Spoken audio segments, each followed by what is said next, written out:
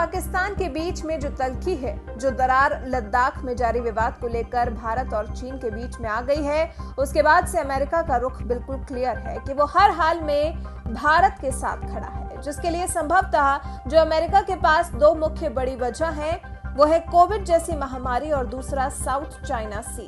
South China C Asia में तनाव की मुख्य वजह बन गई है।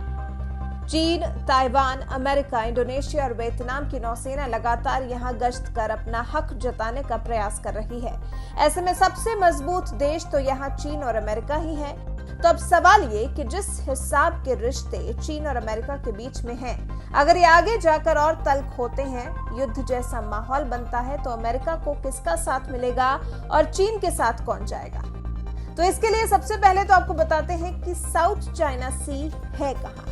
तो ये प्रशांत महासागर के पश्चिमी किनारे से सटा हुआ है। चीन का दक्षिण पूर्व हिस्सा इस सागर से छूटा हुआ है। इस सागर के पूर्वी तट पर वियतनाम स्थित है, जबकि पश्चिमी तट पर फिलीपींस का कब्जा है। साउथ चाइना सी के उत्तरी हिस्से में ताइवान स्थित है। ये सागर गल्फ ऑफ थाईलैंड और फिलीपीन सागर से भी जुड़ा हुआ है।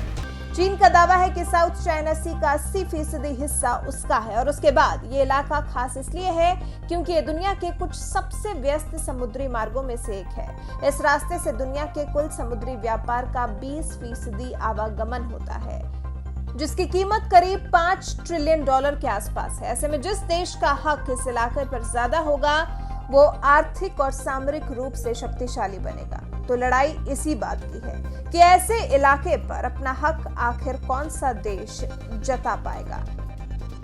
एक रिपोर्ट के मुताबिक इस समुद्र में 11 अरब बैरल प्राकृतिक गैस और तेल और मूंगे के विस्तृत भंडार मौजूद हैं। अब बात करते हैं कि जब इलाका हर लिहाज से इतना मजबूत और लाभकारी है, तो फिर अमेरिका और चीन में से किसका पाला है मजबूत?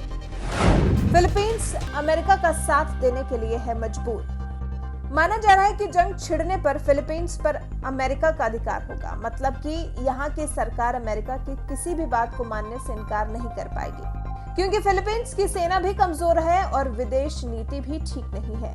ये दक्षिणी पूर्वी एशिया में अमेरिका के दो सबसे महत्वपूर्ण सहयोगियों में से एक है। ताइवान चीन के खिलाफ और अमेरिका का देगा साथ। चीन ताइवान पर अपना अधिकार जमाता है, लेकिन ताइवान इनकार करता है। ताइवान का साफ कहना है कि चीन को वो अपनी संप्रभुता के साथ खिलवाड़ नहीं करने देगा। तो मतलब साफ है, जब चीन के साथ दुश्मनी है तो साथ तो अमेरिका का ही देगा। और पिछले कुछ दिन में अमेरिका के साथ ताइवान के संबंधों में मिठास भी आई है। ताइवान अपनी रक्षा के लिए अमेरिका पर निर्भर है। कोई दो राय नहीं कि अगर युद्ध होता है तो ताइवान सिर्फ और सिर्फ अमेरिका का साथ देगा। इंडोनेशिया को लेकर संशय। इंडोनेशिया का युद्ध की स्थिति में मूड भांप पाना संभव नहीं है।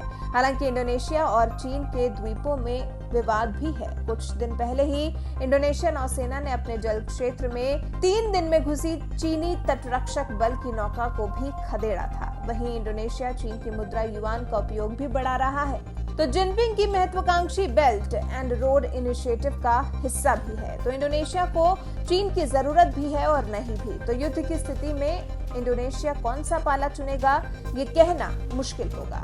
इस हिसाब से देखा जाए तो पाला तो अभी अमेरिका का मजबूत लगता है, लेकिन युद्ध कब होगा, कैसे होगा, होगा भी कि नहीं होगा, अगर होगा तो तब के हालात कैसे होंगे, इन चीजों को लेकर निश्चित कुछ भी नहीं है। तो निश्चित रूप से कुछ कहा भी नहीं जा सकता।